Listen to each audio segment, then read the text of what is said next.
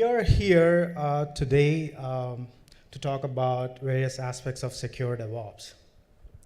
I'll be doing the keynote and then transferring it to the rest of the presenters and panel members. But before we go there, right, so secure DevOps, DevSecOps, DevOpsSec, and I think there are a number of other acronyms for this, right? So no matter whatever you call, this is not a new term, right? This is not a new concept. It's been there in the industry for a while. But the only variation, there is a variation in what it means it depends on who you talk to and how an organization is implemented. So there's a variation between that in every organization because secure DevOps is meant, it means separately for every organization in a different way. The reason is, there is no Bible out there to clearly dictate a proper approach or a standard for organizations to integrate security into a DevOps environment. On the other side, there are an array of tools that seems to offer compelling, compelling features, and they're not overlapping features between them in the industry. But the problem with these tools is that either they have not been tested in a large enterprise, or the organizations do not have skilled resources on those tools and technologies before they actually onboard them into the premise. So on one side, we don't have a leading industry standard that dictates how to implement. On the other side, we have challenges with the tools and other technologies. So how should you plan a strategy for your organization when you're going for a DevSecOps environment?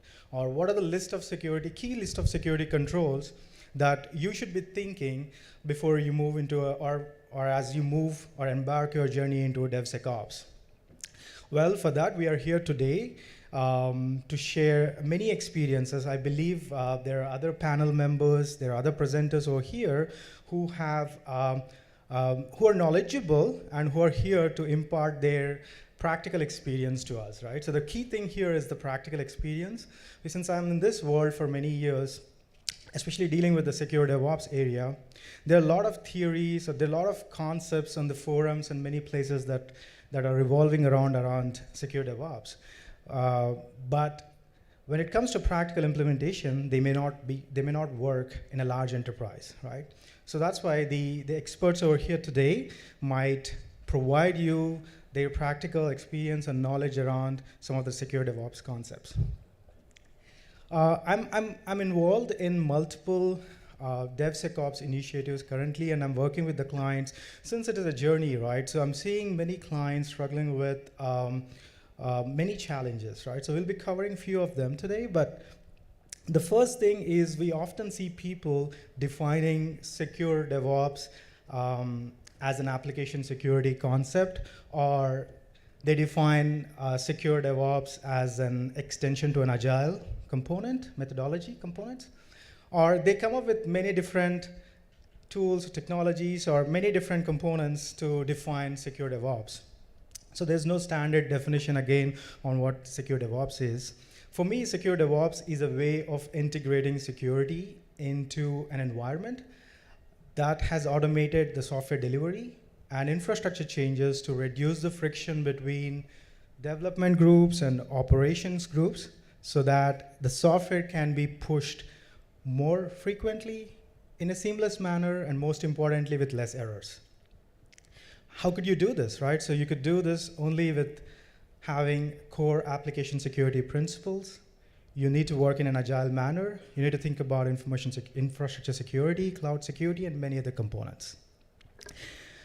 If you look at the current trends in secure DevOps or in a DevOps environment, what we've observed is DevOps is evolving at a faster pace than the knowledge gained by security teams or the audit groups in the organization. So if you look at DevOps staying here, the dev and op teams are using the latest practices, tools, and technologies, and they're there.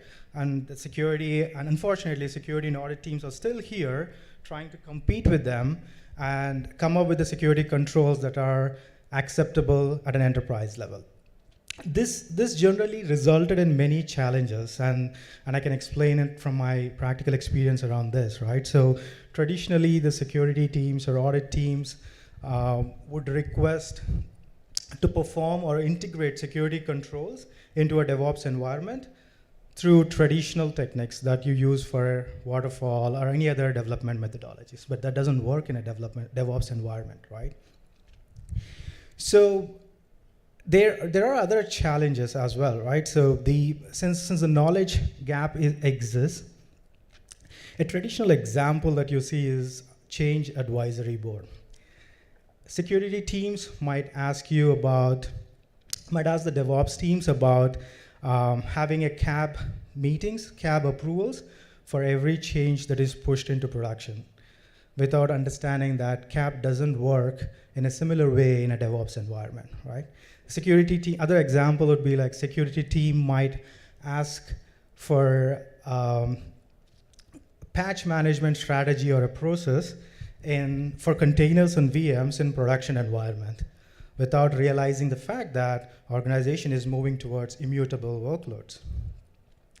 The other example is about security teams or an audit team expecting you to scan continuously a VM image through a vulnerability scanner, but they don't realize the fact that the VMs in production are a replica of a base or a golden image in terms of configuration, and those VMs might have a compliance monitoring software on them to ensure that there are no configuration drifts. So the way you approach a control is a bit different in a DevOps environment. And this gap of knowledge is making the life difficult for both the DevOps professionals and the information security professionals. On the other side, developers are also making advantage of the knowledge gap of security teams and audit teams, and they try to push their luck many times with the suggestions that, hey, this control doesn't work for my DevOps environment, or this control is not compatible to the DevOps environment.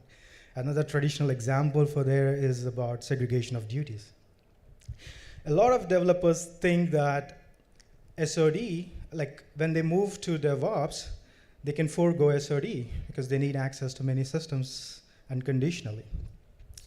I've been involved in many discussions with the clients, especially in the consensus meetings with the security and DevOps groups on SODs.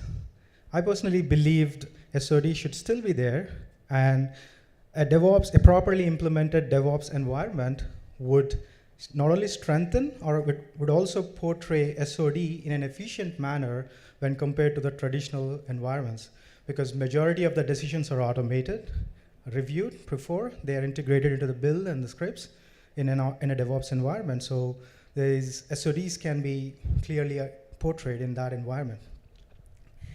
So the other challenges that we've seen is about tools and technologies. There are a bunch of tools available on the internet. You can't really pull those tools and include them into a pipeline because they throw a lot of garbage. They throw a lot of false positives. Your build fail always, right? So configuration and tuning those tools shouldn't be taken lightly. And the last challenge that I would want to cover quickly is about the hybrid nature of the organizations. And again, this is very prevalent for us in many of the assessments that we're doing currently. As organizations embark into this DevSecOps journey, they are in a hybrid state majority of the times. They do have some of their pipelines fully automated, and some of the activities are still performed in a traditional manner. So there's a lot of confusion for security and audit groups to create a framework for controls to introduce security controls and evaluate such kind of hybrid environments. For me, the key is, one, controls are important. You could still follow NIST, ISO, whatever standard your organization says, The key thing is think about control objective. Don't hung up on the control requirements, because control requirements are met at a different way in a DevOps environment. The key is the spirit of the control objective. It's not about how you achieve that control objective. So that's a big challenge or the gap in the industry currently we've seen as part of our engagements. The second thing is ensure that you have sufficient skilled security professionals who can understand DevOps concepts, tools, technologies, and they should be in a position to integrate and evaluate controls. Most often, when we go and interact with the people, they either don't know how the Terraform works, Ansible works, Puppet works, or how the changes are automated, or how the changes are scripted. It's not a manual provision, it's through scripts and things like that, right? So the security professionals or the RA professionals should be equipped with that knowledge. I've seen an organization who had their DevOps engineers seconded to information security group for a certain period of time just to fill that gap in the knowledge. And last but not least is about collating all the related tools so that they can complement each other. As we know, like I was talking to Gonzalo about his current engagement, and there are like 50 plus tools so far that they have encountered when they discuss with the clients. So there are a number of tools that can complement each other and can give you some meaningful information that can either improve the automation or improve the security of the pipelines. So it's pretty much suggested to think about collating the information coming in from different tools. So having said that, I would leave the discussion in the capable hands of Gonzalo, and then we have other panel members and presenters. So thank you. Thanks, Brian, for giving me this opportunity.